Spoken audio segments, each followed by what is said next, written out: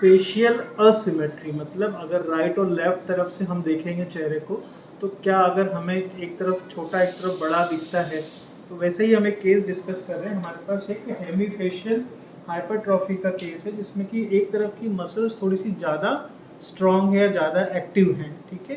तो ये हम केस को ठीक करने वाले हैं, इसको समझने वाले हैं। उससे पहले मैं कुछ बेसिक चीज़ें मैं बताऊंगा, ये आपके ऊपर रिकॉर्ड कर लेते हैं। एक तो फेस थोड़ा सा लंबा होते जा रहा है अपना, है ना, ठीक है। उसके बाद जो दांत हैं वो हमारा लेफ्ट के साइड रोटेट हो रहा है पूरा जगह, और ये TMJ जॉइंट या रेमस ऑफ मैंडिबल ये भी छोटा है, और फ्रिनम है वो भी मिड लाइन से दूसरी तरफ जा रहा है। मतलब सारी चीज़ें लेफ्ट की तरफ पुल हो रही हैं ड्यू टू द हाइपरट्रॉफी। इधर की मसल्स ज़्यादा उसकी खींच रही हैं तो सारी चीज़ें इधर पुल हो रही हैं। कान में भी रोटेशन है, जैसा कि आपने बताया था कि जन्म के समय एक तरफ का कान बड़ा छोटा आपको दिख रहा था, तो वो एक तरफ से टेम्पोरल बोन जो है वो रोटेट इस तरफ हो रही है, तो इसलिए आपको इस तरफ का कान बड़ा दिखेगा, इस तरफ का छोटा दिखेगा। जैसे कि अगर कोई सामने खड़ा है तो अपने को स्पष्ट दिखता है, दूर खड़ा है तो छोटा दिखता है, ठीक है। उसके बाद हमें स्क्लेरा भी वाइट दिख रहा है, नीचे पाल्पेब्रल स्वेलिंग भी है, और मुंह भी खुला रख के ही सोता है ना, अपन जैसे वीडियो देखा था, और चबाने में भी है। तो बेसिकली हम इसकी मसल्स पे काम करने वाले हैं और टीथ के अरेंजमेंट और जॉ को ग्रो करने वाले हैं, ताकि लेफ्ट तरफ का भी हमारा ग्रो कर जाए, जो पुल की वजह से शॉर्ट हो गया है। और TMJ भी खिंचाई, मतलब ये जॉइंट है इसमें खिंचाव है, तो ये खिंचाव है तो ये छोटा ही रह गया, इसको पूरी तरीके से फैलने की वो नहीं मिली आज़ादी। और मैक्सिला भी लेफ्ट साइड का है वो श्रिंकन है। लोअर आर्च में बहुत ज़्यादा प्रॉब्लम नहीं दिख रही है, वो हम मैनेज कर लेंगे, ठीक है।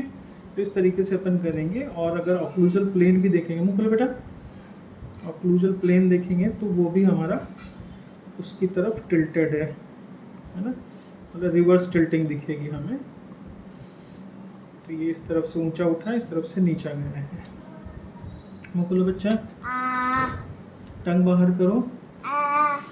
एक चीज़ और आपने भी नोटिस करी हो ना, आ जाइए मैं समझा दूँ आपको, क्योंकि इसका असर हमारी ज़ुबान के डेवलपमेंट पे भी पड़ा है। टंग बाहर करो बेटा, और हमारी इस बाहर करो, ऊंची करो, ऊंची करो, ऐसे सीधी करो ना, बाहर निकाल बाहर करो, हाँ।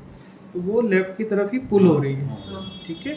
और अगर देखेंगे तो लेफ़्ट तरफ का जो मिड हाफ है, जब मिड फिशर है, हमारे ज़ुबान को बांटने के लिए बीच में एक फिशर होता है जहाँ पे दोनों तरफ से गर्भावस्था में ज़ुबान आके जुड़ती है, तो वो लाइन भी हमारी लेफ़्ट की तरफ खिंची हुई है। और उधर लेफ़्ट की तरफ का भी जो टंग का मास है वो छोटा है, और राइट की तरफ थोड़ा बल्कि है, या कहेंगे नॉर्मल है, लेफ़्ट की तरफ छोटा है। तो इस तरीके से हम ये चीज़ें छोटी छोटी चेक कर सकते हो। फेशियल एसिमेट्री को हम देखने वाले हैं। फेस भी जो है उसमें भी चेंजेस हैं, फ्लैटनिंग ऑफ मेलर बोन है, ये हमारी हड्डी नहीं बनी। तो ये सारी चीज़ें हम इसलिए रिकॉर्ड कर रहे हैं कि जब हमारा कंप्लीशन की तरफ आएगा तो हम यही चीज़ें वापस देखेंगे। तो हमारे पास, क्योंकि क्या इतनी धीरे धीरे बदलाव होते हैं ना, तो हमें और आपको पता ही नहीं चलता कि क्या क्या चेंजेस आए हैं। इस तरीके से हम हर केस को,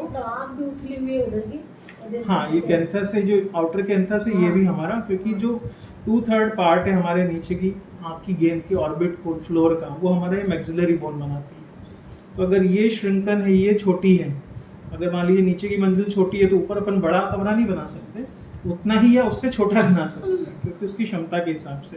तो जो मुंह है वो एक तरीके से नीचे का कमरा हो गया, और नाक और आँख ये सब ऊपर के हिस्से हो गए, क्योंकि ये सारी कुछ मैक्सिला या जो हमारी मैक्सिलरी बोन है इसी के ऊपर निर्धारित रहते हैं।